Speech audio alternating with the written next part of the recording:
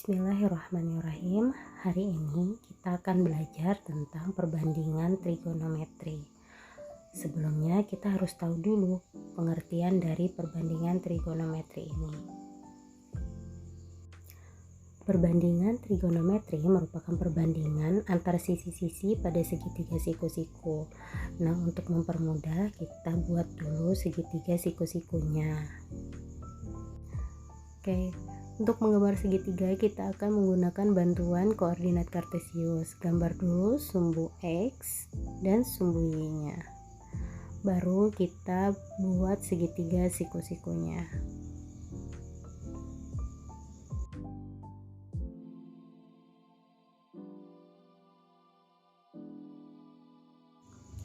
Kita tentukan sudutnya, sudut alfa. Lalu beri keterangan yang lainnya.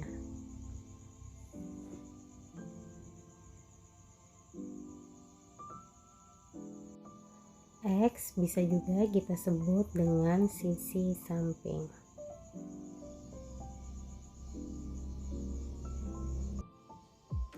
Untuk Y kita akan sebut sebagai sisi depan karena berada di depan sudut alfa. Untuk R itu kita sebut dengan sisi miring.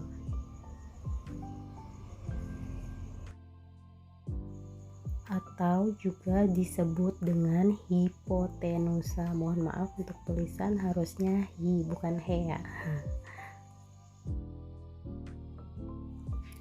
Sehingga sin alfa itu adalah perbandingan dari sisi depan dibanding dengan sisi miring. Atau sisi depannya apa tadi? Y. Jadi Y per sisi miringnya adalah R. Jadi atau bisa juga Y per R. Untuk yang cos alfa itu adalah perbandingan dari sisi samping dengan sisi miring. Tinggal kita masukkan sisi samping itu adalah X dan sisi miring itu adalah R. Dan untuk yang tan alfa itu adalah perbandingan dari sisi depan dibanding dengan sisi samping. Sisi depannya adalah Y, sisi sampingnya adalah X. Nah, untuk kebalikannya tinggal dilihat saja. Kebalikan dari sin alfa adalah kosekan alfa. Kalau sin alfa Y per R, maka kosekan alfa adalah R per Y. Begitu juga yang lainnya. Untuk kebalikan dari cos alfa adalah sekan alfa, yaitu R per X. Dan untuk tangan itu adalah kotangan alfa, jadinya adalah X per Y. Mudah bukan? Baik, sekarang kita akan masuk ke contoh soal. Contoh soal yang pertama adalah Fatimah berdiri sejauh 8 meter dari tiang bendera yang tingginya 9,5 meter. Jika tinggi Fatimah 1,5 meter, tentukan perbandingan trigonometri untuk sudut alfa. Nah, penyelesaiannya adalah kita buat dulu nih sketsanya. Jadi jarak Fatimah ke bendera itu adalah 8 meter, terus tinggi tiang benderanya adalah 9,5, sedangkan tinggi Fatimahnya 1,5 meter. Maka bisa dilihat dari sketsa sudut alfa yang terbentuk adalah seperti itu. Karena menggunakan segitiga siku-siku, maka kita harus mencari nilai Y dulu. Y didapatkan dari 9,5 dikurangin 1,5, yaitu didapatlah nilai 8. Nah, untuk nilai R-nya kita menggunakan rumus Pythagoras, X kuadrat ditambah Y kuadrat terus diakarkan itu sama dengan nilai R-nya. Tinggal kita substitusikan X dan Y-nya. 8 kuadrat ditambah 8 kuadrat terus kita akarkan. Setelah itu didapat akar dari 64 ditambah 64 adalah akar. Bisa juga kita tulis 64 dikali 2 untuk lebih memudahkan ya. Jadi akar 64 itu adalah 8, akar 2 itu kita tetap tulis 2. Jadi R-nya adalah 8 akar 2. Dari sini kita akan menentukan nilai dari perbandingan trigonometrinya. Kita mulai dari sin alfa. Sin masih ingat? Depan dibanding miring, ya betul. Depannya itu adalah 8, terus miringnya adalah 8 akar 2. Di sini kita sederhanakan dulu 1 per akar 2. Nah, perlu diperhatikan 1 per akar 2 ini harus kita rasionalkan dulu dengan cara mengalihkan dengan akar 2 sehingga didapat dengan akar 2 per 2, atau kita lebih menyederhanakannya dengan setengah akar 2. Lanjut ke cos alfa. Cos alfa masih ingat? Samping miring, betul sekali. Sampingnya 8, miringnya 8 akar 2, sama seperti di atas ya. Jadi hasilnya adalah setengah akar 2. Selanjutnya tan alfa. Tan masih ingat? Depan samping. Depannya itu 8, terus sampingnya juga 8. Jadi 8 bagi 8, 1. Baik, kita lanjutkan. Masih ada 3 trigonometri lainnya.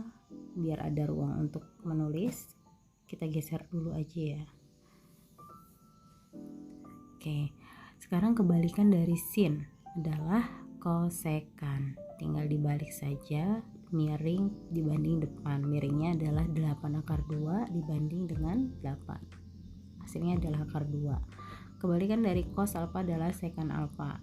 Tinggal dibalik seperti yang di atas. 8 akar 2 dibagi 8 adalah akar 2. Kebalikan dari tangan alfa adalah kotangan. Tinggal dibalik, samping dibanding depan. 8 per 8 hasilnya 1. Oke, sampai sini bisa dipahami ya. Oke, kita lanjut soal nomor 2. Kita gambar dulu segitiga siku-siku. Di soal sudah dinyatakan bahwa siku-sikunya di L.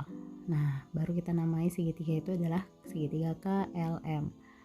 Di soal sudah tertera bahwa tan M itu adalah 1.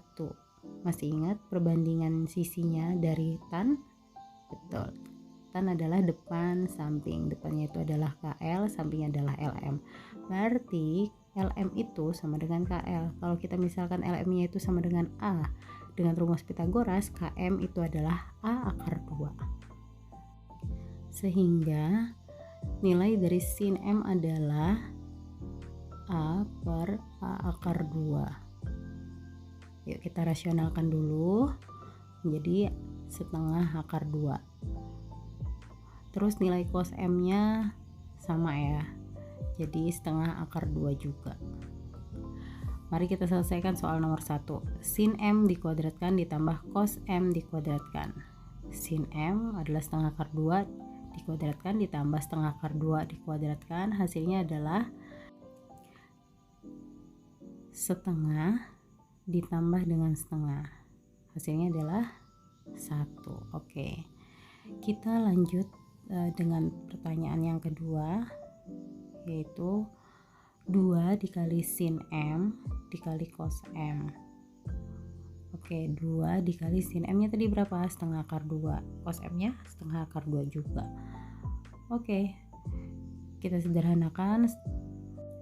2 nya dikalikan dengan setengah yaitu 1, terus akar 2 dikali dengan akar 2 itu adalah 2, dikalikan dengan setengah hasilnya 1. 1 kali 1 hasilnya 1. Selesai. Oke, kita lanjut ke soal nomor 3. Nah, biar lebih mudah kita selesaikan, kita gambar dulu nih segitiga siku-sikunya.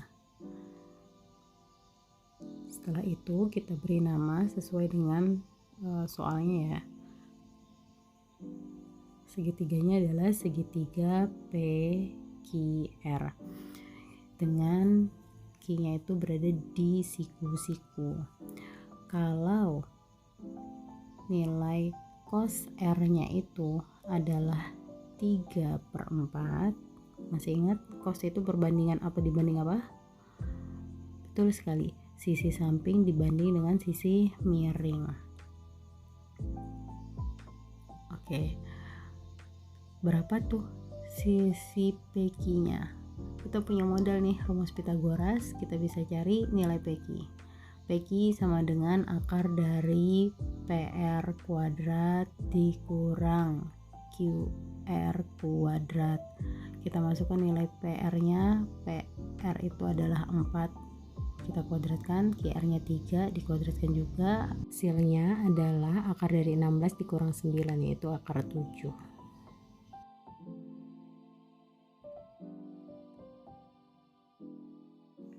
Nah, kalau sudah seperti ini, kita bisa menjawab pertanyaannya.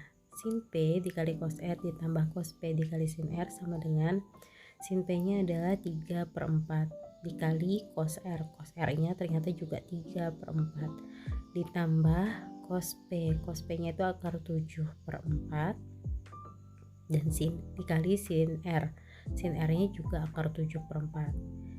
Terus sama dengan 3 kali 3 itu 9. Terus per 4 kali 4 16 ditambah akar 7 kali akar 7 7 per 4 kali 4 itu 16. Tinggal dijumlahkan karena sudah sama penyebutnya, jadi 9 tambah 7 16 per 16. Hasilnya 1. Selesai.